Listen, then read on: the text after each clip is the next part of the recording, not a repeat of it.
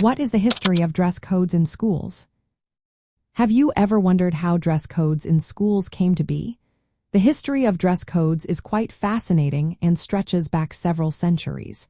It all began in England during the early 13th century. In 1222, students were required to wear a robe-like garment known as a cappa clausa. This was one of the earliest recorded school uniforms.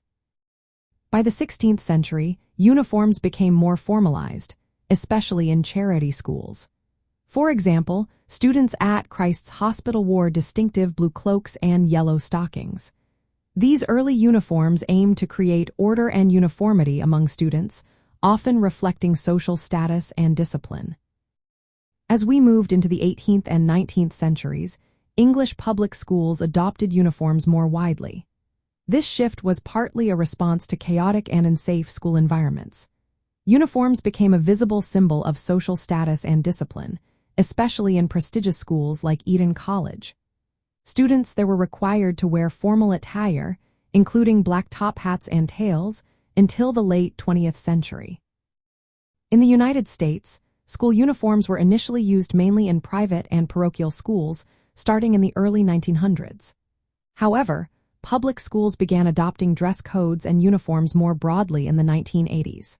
Some of the first policies were implemented in Maryland and Washington, D.C. Initially, these policies were voluntary, but schools noticed improvements in student behavior and attitudes after their introduction.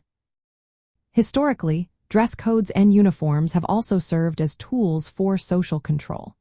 In the 19th and early 20th centuries in the United States, uniforms were imposed on racial and ethnic minorities, including Native American children in federal boarding schools.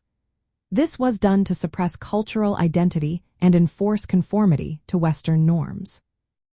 From a legal standpoint, dress codes have faced scrutiny in the United States since 1969. The Supreme Court ruled in Tinker v. Des Moines that schools can limit student expression, including dress, if it disrupts the learning environment or infringes on others' rights. This ruling established a legal framework for schools to enforce dress codes while balancing students' rights to self-expression. For teachers managing classrooms, understanding this history is essential when enforcing dress codes. Dress codes are not just about appearance. They are part of broader classroom management strategies aimed at creating a respectful and focused learning environment. However, teachers should be aware of the potential for dress codes to disproportionately affect certain groups, especially girls and minorities. To maintain a positive classroom atmosphere, clear communication of dress code rules is vital. Consistent enforcement and openness to dialogue with students and parents can help ensure that policies are applied fairly and sensitively.